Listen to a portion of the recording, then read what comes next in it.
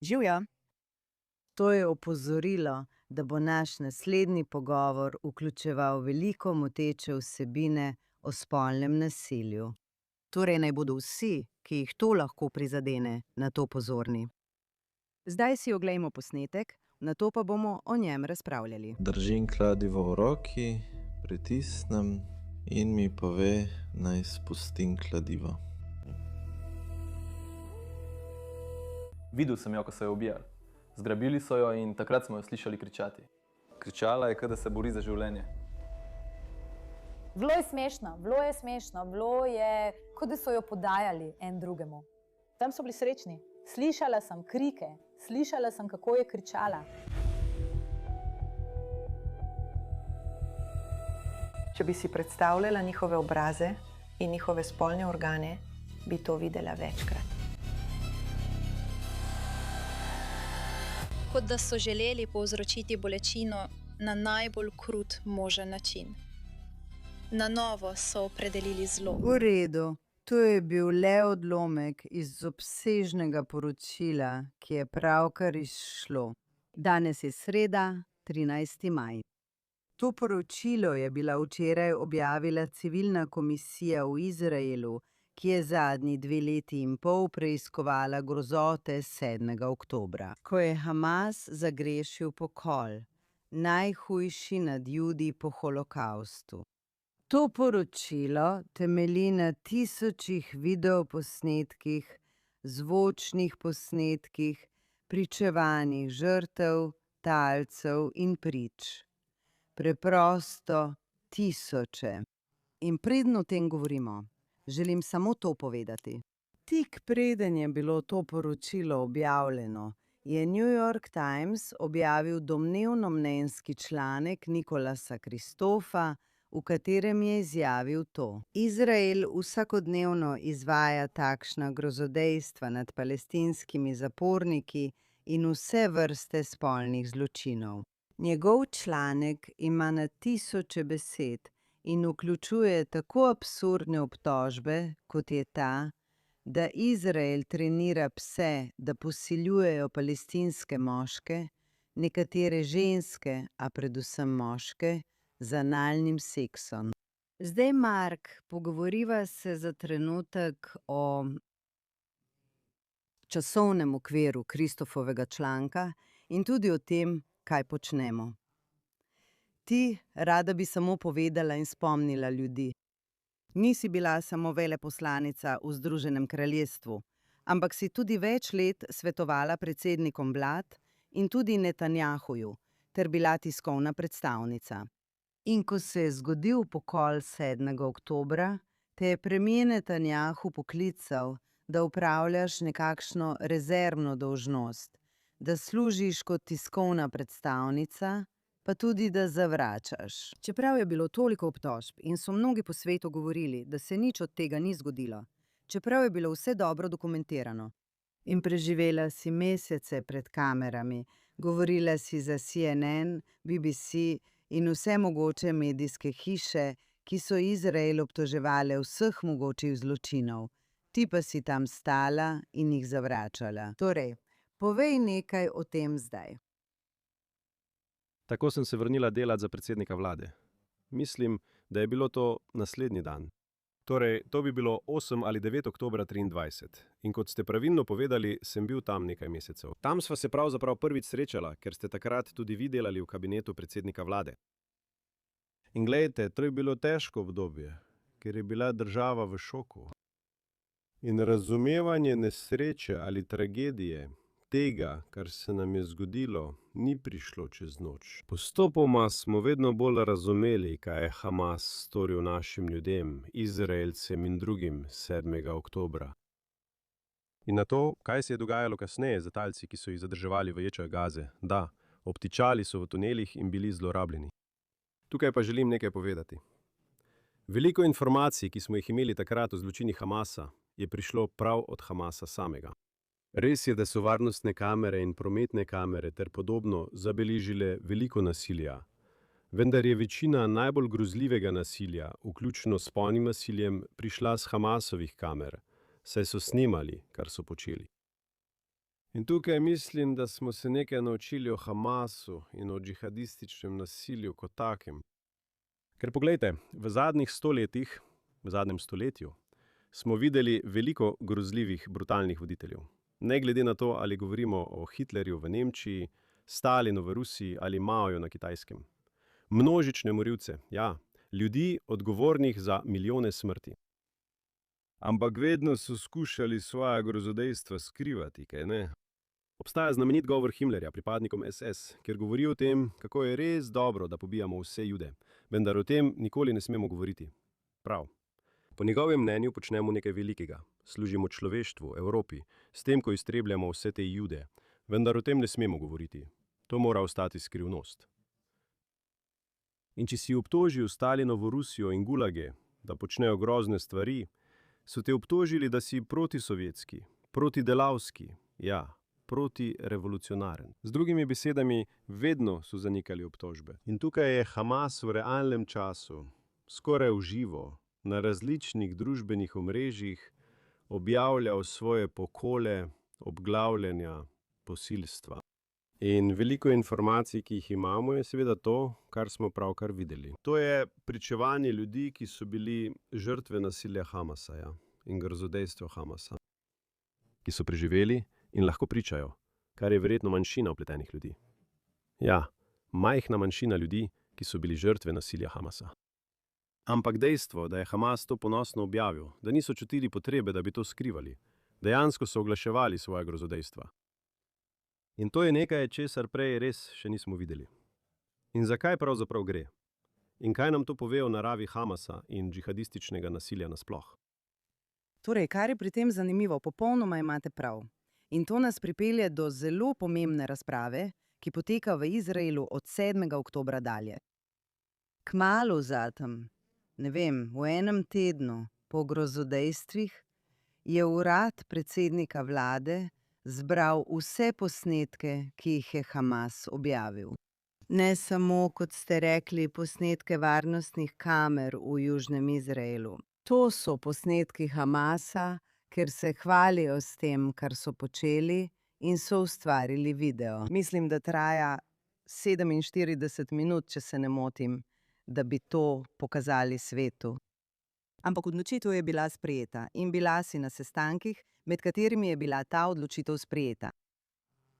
Da tega grozljivega videoposnetka ne objavijo javno, ker v njem vidiš nekaj preprosto neverjetnega.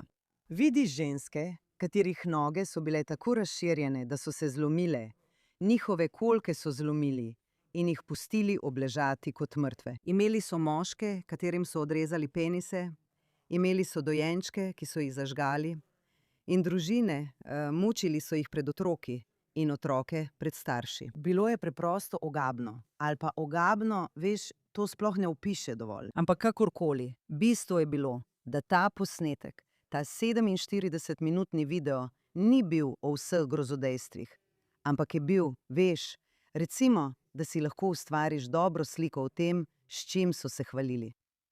In odločili so se predvsem zato, da zaščitijo družine teh žrtev. Tukaj sta bili dve vrsti žrtev.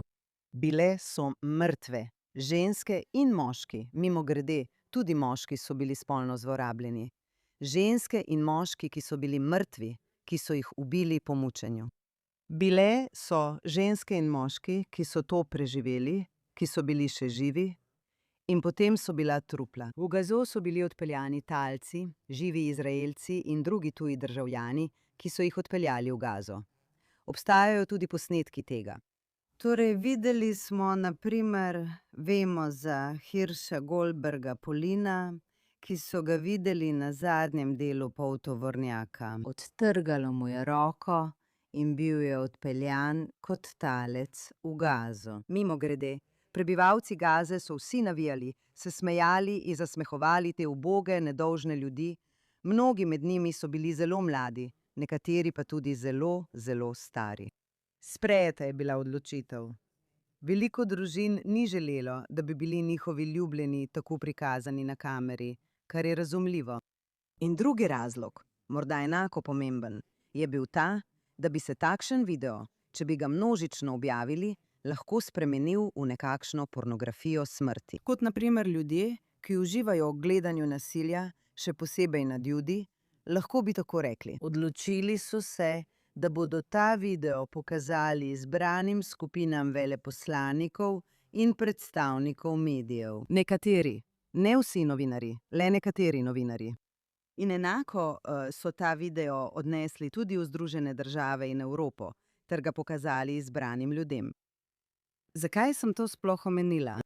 Medtem ko smo bili mi zelo previdni glede občutkov družin in vsega tega, je propagandni stroj, antisemitski propagandni stroj, že deloval. Zanikal je, da se je karkoli od tega sploh zgodilo.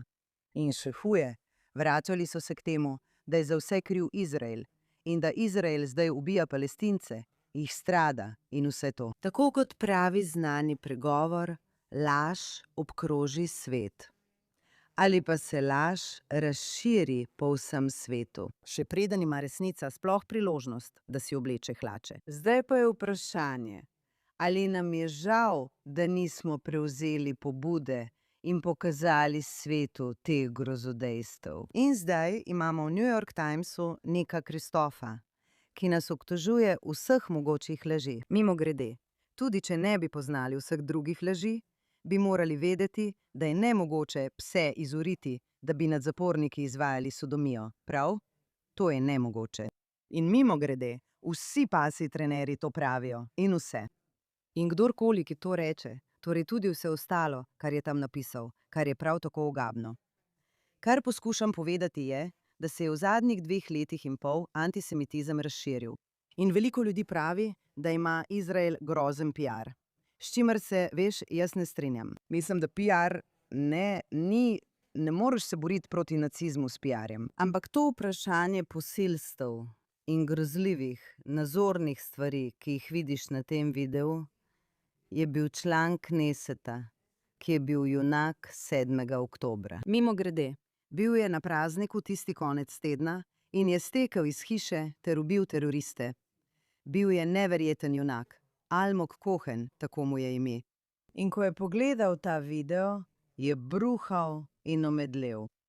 Tako da razumem, zakaj tega nočemo. Ampak rada bi vedela, ali misliš, da je bila to napaka? Torej, odgovoril bom na to, ampak najprej bi rad obravnaval še nekaj drugih stvari, ki ste jih omenili. Najprej dejstvo, da so bili talci pripeljani v Gazo, mnogi med njimi ranjeni, mnogi krvaveči. In videli smo slavje prebivalcev Gaze na ulicah, kaj ne? Mislim, da je to samo pokazalo raven sovraštva, ki obstaja do Izraelcev in izraelskih civilistov v tem primeru. In mislim, da je imelo veliko ljudi iluzije, ja. Bil je znan tiskovni konferenciji, ko je predsednik Trump srečal skupino talcev, ki so bili izpuščeni. In vprašal jih je, ali je bil kakšen gadzanec, ki je, veste, kot v zgodbah o holokaustu, ko so se ljudje skrivali in jim je kakšna nejudovska krščanska ženska na skrivaj prinašala hrano. In nekako je rekel, ali je bil kakšen tak primer v Gazi. In niti en talec ni mogel povedati o nekom, ki bi jih lepo obravnaval, jim nudil boljšo oskrbo ali kaj podobnega. Tako da je to le del resničnosti, v kateri živimo in katere se moramo zavedati. V redu. Zdaj, glede filma, o katerem ste govorili, je bil narejen predvsem iz Hamasovih lastnih virov, kaj ne? In morda je kasneje nekaj voditeljev Hamasa reklo, da so morda naredili napako, ker so to objavili. Vendar niso mogli odstraniti tega, kar so že dali ven. Ta film sem videl prevečkrat. Nisem bruhal, ampak ni bilo lahko. Ker smo imeli na začetku vse te solidarnostne misije, ki so prihajale v Izrael, predsedniki vlad in zunanje ministri. In predsednik vlade Netanjahu je sprejel odločitev, da bo poskrbel, da si bodo vsi ogledali ta film. Morda si niso ogledali vseh 47 minut, ampak je bilo dovolj. In moram vam povedati, da tujca ne moreš prisiliti, da si ogleda film, ne da bi sedel tam z njim. In tako sem ta film videl prevečkrat. Ker vsakič, veste, češki zunanji minister ali francoski zunanji minister ali pa, veste, voditelj Italije, vsi oni. Netanjahu je bil tam in gledal film. In jaz, kot del njegove ekipe takrat, sem si film ogledal tudi sam. In ni lahko. Sploh ni lahko. In ko ga vidiš drugič ali tretjič, ne postaneš imun. Vsakič je enako težko. Kako so se odzvali ti dostojanstveniki? Spomnim se enega srečanja s tem. Novim, ti. Bil si. Videl sem srečanje s češko delegacijo in nekateri ljudje v sobi na češki strani so začeli jokati. Zelo težko je to gledati. In veš, potem je bila sprejeta odločitev, da če lahko to pokažemo ljudem v Izraelu, lahko to pokažemo tudi v tujini. In kot si rekel, je bila sprejeta odločitev, da se selektivno dovoli ogled filma v tujini, da bodo ljudje razumeli, s čim se Izrael sooča. V redu. In kakšno vrsto zločina, veš, kaj smo pretrpeli. In kdo, kaj je Hamas v resnici? V redu. Odločili so se, da ga ne bodo objavili na YouTubu, da ga ne bi videli vsi. Čeprav sem videl, ko je Netanjahu obiskal Združene narode, ali je bilo to lani ali predlani, ko je dejansko dal gor, veste, Skodo, da so si ga ljudje lahko ogledali. Ne vem, ali je bil to celoten film ali samo del filma, ampak je bilo. Ampak razmišljanje je bilo, pravilno ali napačno. Razmišljanje je bilo, kot si pravilno rekel. Razmišljanje je bilo, ali ga razvrednotiš, če ga preprosto objaviš. In še en odgovor je, da v resnici prepričaš nasprotnike Izraela, ki preprosto rečejo, da je vse umetna inteligenca, da je vse lažno, kar ljudje rečejo, ko jih prepričaš z dokazi. In ali je res prelomnica, če to objaviš? In tretja točka, o kateri si na kratko govoril, a si zasluži še kakšno besedo, je celotno vprašanje družin žrtev. In če imaš hčerko, ki je bila posiljena, ali res želiš, da je njena slika tam zunaj, da jo vsi vidijo? In če si, recimo, njena družina je bila uničena in si babica in je slika enega tvojih vnukov v zelo, krvavi situaciji, ali res želiš, da je to tam zunaj? In spomnim se prvi dan vojne, 7. oktobra, ko sem na izraelski televiziji videl nekaj o tej ženski, mladi Izraelki, ki je bežala pred 3-4 temi terorističnimi posiljevalci, ki so jo lovili in se je branila. In mislil sem, da je to pravzaprav, to je, Izraelci, ki se borijo proti tem groznim, grozodejstvom. In to so umaknili iz etra. Mislim, da je družina verjetno prosila, da se to umakne iz etra. Torej, treba je misliti tudi na družine. Ampak da odgovorim na tvoje vprašanje, mislim, da so bili argumenti na obeh straneh. Ali bi morali ta posnetek preprosto objaviti ali ne. Obstajajo argumenti za in obstajajo argumenti proti.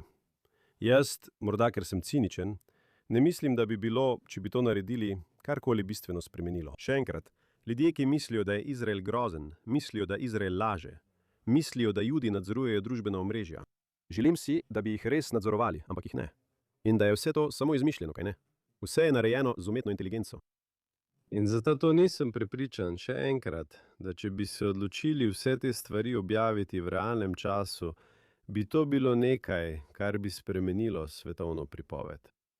Mislim, da če pogledate sovraštvo do Izraela po Zahodu, ki nenadoma narašča, sovraštvo do Judov, sovraštvo do Izraela, mislim, da gre bolj za to, kar se dogaja na Zahodu, kot pa za karkoli, kar se dogaja tukaj v naši državi. In bolj gre za nas kot Jude, kot pa za to, kar počnemo kot narod. Popolnoma se strinjam. Ampak najbolj šokantno zame je bilo, če se prav spomnim, da, poleg tega, kot si rekla, da smo bili traumatizirani.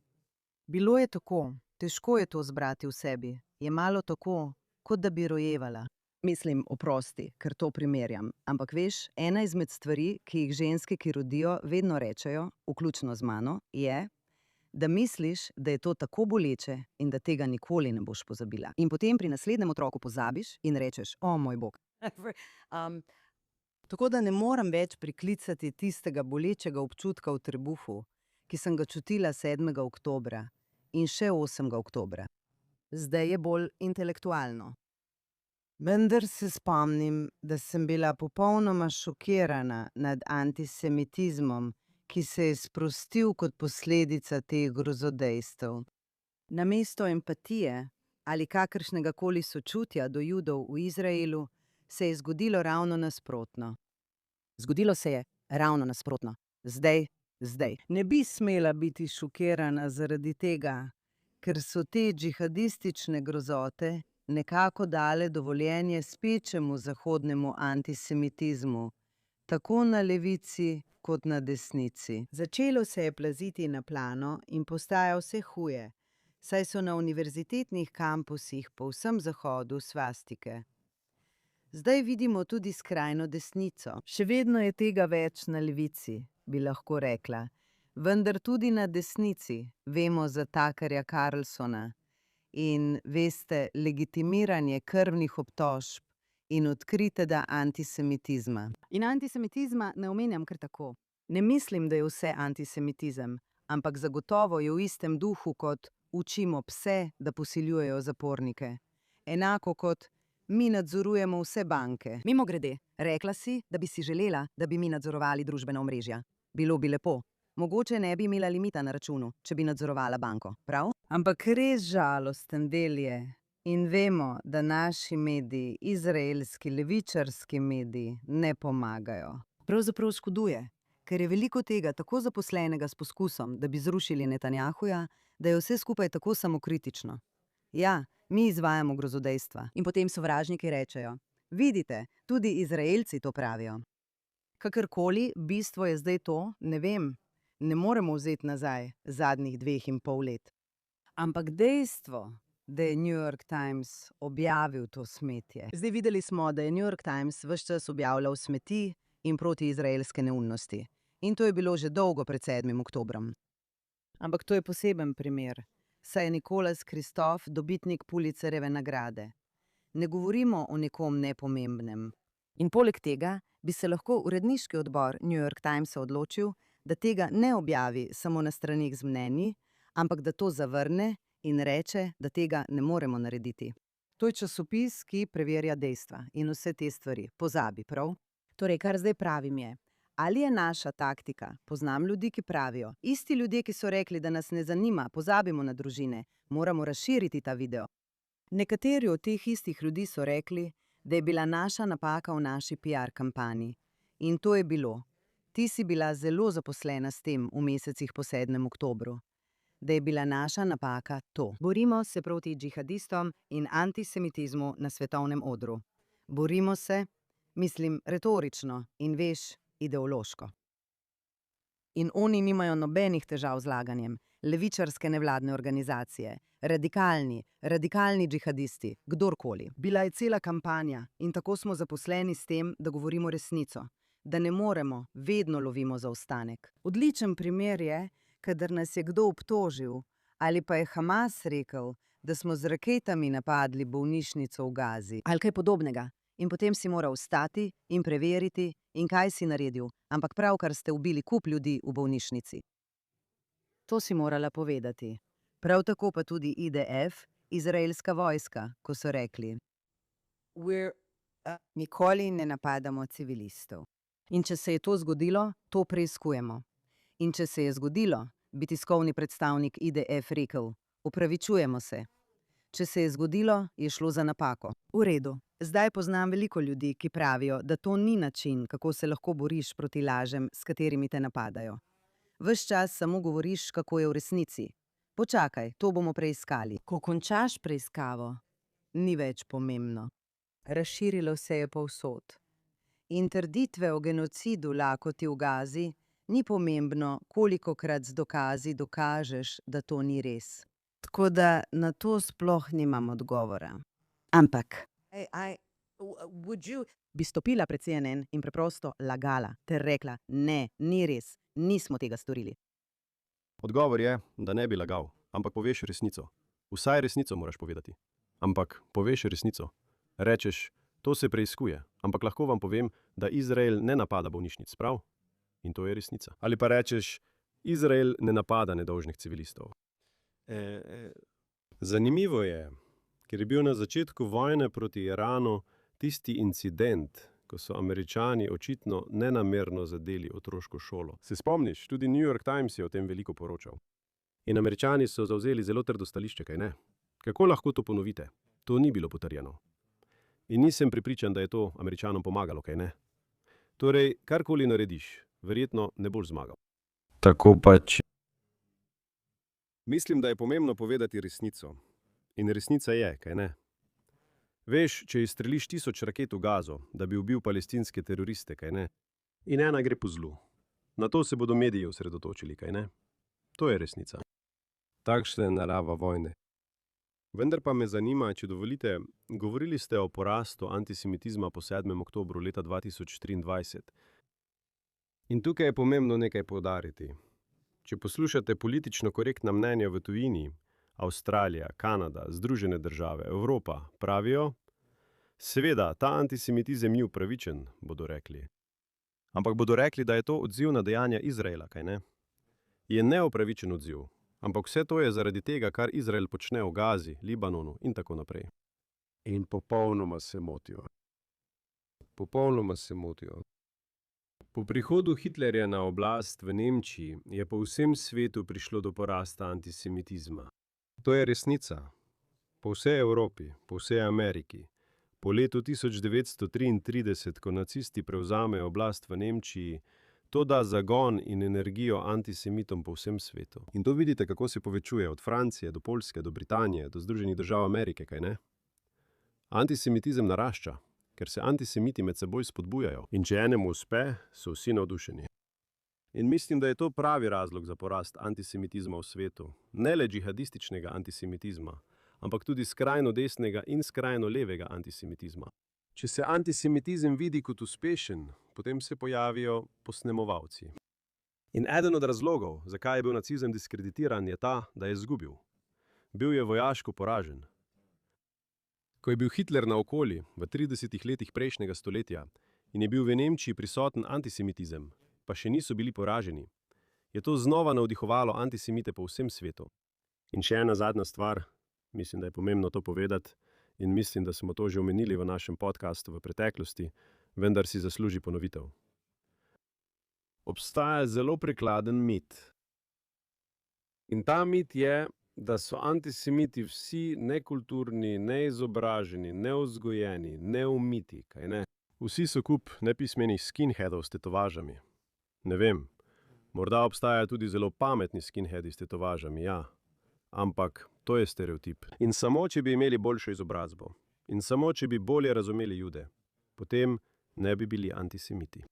In resnica je, da je to popolna neumnost. To je mit. To je prikladen mit, ker če verjameš v to, potem bi z malo izobrazbe in malo, veste, prijaznosti, antisemitizma sploh ne bi bilo, kaj ne? Resnica je, in New York Times ter ta članek sta primer tega, da so lahko nekateri najbolj izobraženi kulturni ljudje prav tako antisemiti. Wagner, pa naj vam je všeč ali ne, nihče ne zanika, da je Wagnerjev prispevek k glasbi ogromen. Človek z velikim prispevkom v zahodni kulturi. Antisemit. Voltaire, oče francoske razsvetljenstva, izjemno pomemben za intelektualni razvoj Zahoda. Antisemit. Dostojevski, ruska književnost. Antisemit. Tudi Shakespeare, o tem poteka razprava, beneški trgovec. Ali odraža stereotipe svojega časa, ali pa izraža lastno sovraštvo in predsodke. Verjetno je resnica nekje vmes, kaj ne? Ampak resnica je, da ta celotna ideja, da pametni ljudje, izobraženi ljudje, ne morejo biti antisemiti, ne drži. Tako lahko pri New York Timesu dobiš Pulitzerjevo nagrado in si še vedno antisemit. Lahko imaš doktorat na Univerzi Columbia in si še vedno antisemit. Lahko napišeš najboljše igre in najboljše televizijske oddaje. In veste kaj? Lahko si antisemit. Ne samo, da lahko si.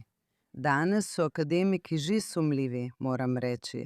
Vsekakor proti Izraelu, potem pa trdijo, da to ni antisemitizem in tako naprej. Ampak preden, kot smo že počeli, zaključimo naš podcast s kratkim pregledom izraelske politike, bi rada izpostavila še eno točko glede spolnega nasilja. Razlog, da nisem želela citirati izogabnega članka Kristofa je, veste, iz očitnih razlogov, saj je bil izjemno nazoren. In podrobnosti tam o tem, kaj so počeli pazniki v zaporu in tudi naseljenci, anonimni naseljenci, ki hodijo naokrog, sodomizirajo in posiljujejo. In neverjetno je, v redu, vezanje genitalij ljudi. Medtem ko se je to dejansko zgodilo 7. oktobra, in mimogrede, ne samo to, in Kristof pravi, no ja, to se je zgodilo 7. oktobra, ampak v Izraelu se to dogaja vsak dan, prav? Ker to je taka laž, da veš, tega sploh ne bi bilo treba raziskovati. Te lahko vprašam. Tega tukaj nismo rekli, ampak seveda, če greš na vire Hamasa in vire, ki podpirajo Hamas, boš slišal vse te stvari. No in to je problem. To je problem. In zato so plačani in vse to. ampak rada bi samo nekoga spomnila na eno študijo. To je bila doktorska dizertacija, narejena, mislim, da pred približno 40 leti, skoraj 50, ki jo je napisala ženska, mislim, da je bila to Hebrejska univerza. In to lahko preverimo. Kdo je napisal dizertacijo? Rekla je, da izraelski vojaki ne posiljujejo palestinskih žensk, ker so rasisti, da so izraelski vojaki tako rasistični, da se niti ne potrudijo, niti se ne bodo spustili tako nizko, da bi posilili palestinske ženske. In tako se ta zgodba o izpostavljanju posilstva uporablja kot način napada na izraelske vojake. Tudi ko ne posiljujemo. Tudi ko jih ne posiljujemo, postane to. In veste, končna poanta je, da niso bile storjene le spolne grozote, o kateri so se hvalili. Gre za to, da je bilo to orodje vojne, da je spolno nasilje postalo orodje vojne v celotnem tem konfliktu. Tako je bilo tudi v preteklosti. Vedno smo slišali zgodbe iz vseh vojn.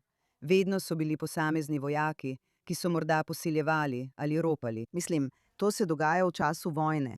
In edino vprašanje je, ali vaša vojska, zadevna vojska, te ljudi postavi pred vojaško sodišče, jih pošlje v zapor, karkoli, kako so obravnavani. Medtem pa so borci Hamasa obravnavani kot junaki, ko sodomizirajo, posiljujejo in režejo genitalije.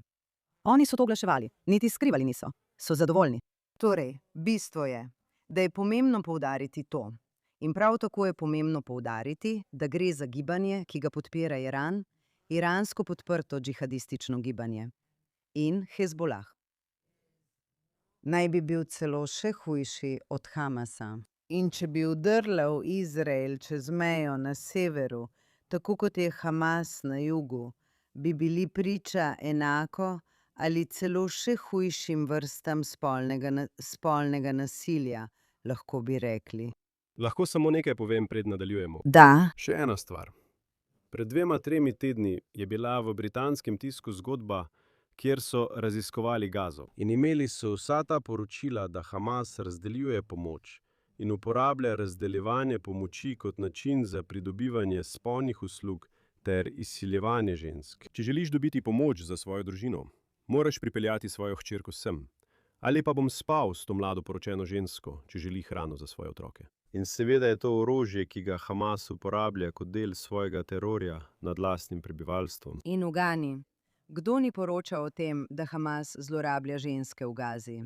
The New York Times. Torej ja, zdaj poslušaj, na to grozno temo, veš, ni prijetno govoriti o teh stvarih, ampak to ne bo izginilo.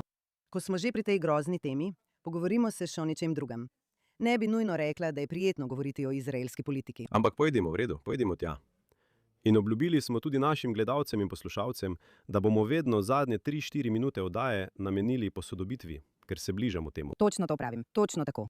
Torej, velika novica ta teden v izraelski politiki je, da so ultraortodoksne stranke, oziroma ena izmed njih posebej, napovedale, da bodo volitve prestavili na zgodnejši datum. Umikajo se iz koalicije. In Netanjahu ni izpolnil svoje obljube glede zakona o naboru, ki bi oprostil veliko fantov iz Ješive, ki ves dan študirajo in ne gredo v vojsko. In volitve bodo prišle prej, kot bi lahko bile. Volitve bi lahko imeli oktobra, zdaj pa kaže, da jih bomo imeli septembra. Torej, najprej ob tem moram samo zazehati, ker ni velika stvar, če imaš volitve septembra ali oktobra. Ni velike razlike. Za naše ameriške gledalce in poslušalce, seveda ste vajeni volitev. Veste, obstaja datum 1. torek v novembru vsaki 2 leti, kaj ne? V Izraelu, kot v drugih parlamentarnih demokracijah. 4 leta, ne. 2 leti zaradi vmesnih volitev. Vmesne volitve, ja. Toda v parlamentarnih demokracijah, kot so Avstralija, Velika Britanija, Kanada, Izrael, imate volitve, ko parlament odloči, da bodo. In obstaja rok. Seveda morajo imeti volitve do določenega časa. In zgodovinsko gledano, skoraj vse izraelske vlade končajo pred polnim mandatom, ker so vse izraelske vlade koalicijske vlade. In ko se približujete datumu volitev, želijo se različne stranke v koaliciji med seboj razlikovati. Zato vlade običajno padejo prej. Ta vlada bo dejansko ena najdlje trajajočih v izraelski zgodovini, kljub vsemu, kar se je zgodilo. Da. S sodno reformo, 7. oktobrom in vsemi krizami. Da, to je bila dolga delujoča koalicija. Nočem se navduševati nad tem. Ne samo zato, ker to morda pomeni le, da bodo volitve prej, mogoče za en mesec, ampak mislim, da to na več načinov koristi obema stranema. Ker je Netanjahujeva baza navadni Izraelci, ki služijo vojski in niso tako zadovoljni s kompromisi do ultraortodoksnih, da njihovi mladi moški ne gredo v vojsko. In mislim, da je za ultraortodoksne dobro, da lahko rečejo, da so jezni na Netanjahuja, ker jim ni dal, kar so želeli, in da se borijo za fante iz ješive. Ja, to je dobro za njih. Tako bi lahko predčasne volitve dejansko bile koristne za obe strani. Naj malo prilagodim to, kar ste rekli. Ne zato, ker bi bilo narobe, ampak ker jaz to vidim nekoliko drugače. Predlog zakona nasprotniki, torej opozicija, imenujejo zakon o izmikanju naboru. Zdaj je odvisno, kako na to gledate. Saj ta zakon v naslednjih 5 letih dejansko povečuje vpoklic ultraortodoksnih mladih moških. Tistih, ki ne študirajo v ješivi ali morajo iti v vojsko. Tako je bil zakon pravzaprav kompromis za povečanje služenja vojaškega roka in omogočanje tistim, ki študirajo. Torej v resnici ne gre za izmikanje naboru. Morala bi reči, da ni tako, da jim ni dal, kar so želeli. Zdaj se lahko vsi izognejo naboru. To naj bi bil kompromis, da bi poskušali, recimo, s spremembami od spodaj navzgor, spremeniti izraelsko družbo tako, da mladi Haredi ne bi bili v zadregi ali pač. V njihovih soseskah ni sramota, če gredo v vojsko in tako dalje. In če to ne bo sprejeto, veste, kot sem rekla, je veliko ljudi, ki si želijo, da bi bil ta zakon sprejet, ki niso, ki ne verjamejo v izmikanje naboru. Menijo, da bo to pomagalo povečati nabor. Pošteno rečeno. Jaz sem eden izmed teh ljudi. Mislim, da če bi izraelska vlada nastopila s trdo roko in rekla, da morajo biti vsi ultraortodoksni jutri v vojski, bi jih bilo v vojski manj, ker bi imeli notranji konflikt. In videli smo povečanje. Tako je. Zato verjamem, da je treba to delati od spodaj navzgor, počasi in postopoma. Ampak v redu, ta boj obstaja. In rada bi poudarila še nekaj za ljudi, ki niso tako dobro seznanjeni s parlamentarnim sistemom. Ironija je v tem, da ko pride do volitev in potekajo koalicijska pogajanja, in če pride do neke vrste mrtve točke, ker nobena stran ne more oblikovati koalicije. Premijer Netanjahu ostane premijer, začasni premijer, dokler ni oblikovana vlada. In zakaj pravim ironično? Ker ga nenehno poskušajo odstaviti, pa zmaga. Ne on osebno, ampak njegova stranka dobi največ sedežev in lahko oblikuje koalicijo, potem je on premijer. Ali pa če opozicija jasno zmaga in lahko oblikuje koalicijo. V teh primerih je stvar jasna. Ampak v primeru, ko stvar ni jasna in še vedno potekajo pogajanja, torej imamo situacijo, kjer bo predsednik vlade Netanjahu še vedno predsednik vlade, dokler ne bo oblikovana koalicija. Če bo to njegova koalicija, bo predsednik vlade še nekaj let. In če to ni njegova koalicija, mislim, če nobeni strani ne uspe, bo tudi še kar nekaj časa predsednik vlade, saj smo videli, kako dolgo je trajalo pred nekaj leti. Bilo je več krogov volitev. Torej vsi tisti, ki mislijo, v redu, zdaj se bomo znebili Netanjahuja, ne tako hitro. Tako bom zaključil še z eno zadnjo točko. Eden od voditeljev ultraortodoksnih je izdal izjavo, da je jezen na Netanjahuja in da je naše zavezništvo z Likudom končano. Likud pomeni Netanjahu. Ja. Seveda. In samo malo sem se nasmehnil, ker recimo, da so volitve in nobena stran ne dobi večine, prav? Ali imajo ultraortodoksni možnost iti z drugo stranjo, sredinsko levico, ki je bila najbolj zagrizena, govorila, da morajo vsi jutri v vojsko in so proti vsakemu kompromisu. In kot sem rekel pred trenutkom, mislim, da je kompromis edini način, da dejansko dosežemo rezultate. Drugače se samo zaprejo vase in od ultraortodoksnih v vojski ne boš dobil ničesar. Jaz pa si želim, da bi jih bilo več v vojski. Potem pa sem razmišljal in s tem bomo zaključili, ker bom postavil vprašanje. Vsi ti ljudje, ki želijo odstraniti Netanjahuja, kaj ne? Ali bi bili pripravljeni ultraortodoksnim dati točno to, kar si želijo, samo zato, da bi imeli večino v Knesetu in se znebili Netanjahuja? In to pomeni, da morajo požreti vse svoje besede iz zadnjih 2 let. Da, Vse morajo vzeti nazaj. In mislim, ker sem ciničen, da bi to dejansko lahko storili. No, to se je zgodilo. V preteklosti se je že zgodilo, da je mirovni tabor rekel: v redu, pomembnejša je palestinska država kot vse to. Bomo popustili. Pravzaprav je bil Lapidov oče, Tomi Lapid, pokojni Tomi Lapid, prav takšen centrist, kot temu rečeš. In prav to je naredil. Nenadoma je rekel: pozabi. Vsa njegova platforma je temeljila na tem. In se ji je v hipu odpovedal. Ampak bom rekla eno stvar. Ne vem, če se bo to zgodilo. In ne vem, kaj se bo zgodilo, ampak eno stvar pa vem. Če pride do zastoja, bo levica sodelovala z arabskimi strankami, kolikor bo le lahko. In če je tako, in če pravijo, da morajo biti vsi vpoklicani, je zanimivo, da tega ne pravijo za arabske državljane Izraela. Torej je v tej državi veliko hinavščine, vemo to. In mislim, da glavna hinavščina prihaja z leve. Morda se s tem ne strinjate, to je moje mnenje. In še posebej pri teh vprašanjih tudi sama verjamem, in to ne na podlagi anket, ker običajno ne verjamem anketam. Poleg tega je še prezgodaj. Sama verjamem, da bo desnica imela večino. Bomo videli. Seveda se lahko popolnoma motim in bom priznala, da sem se motila, ko bodo volitve. Torej bom odgovoril z 2 stavkoma.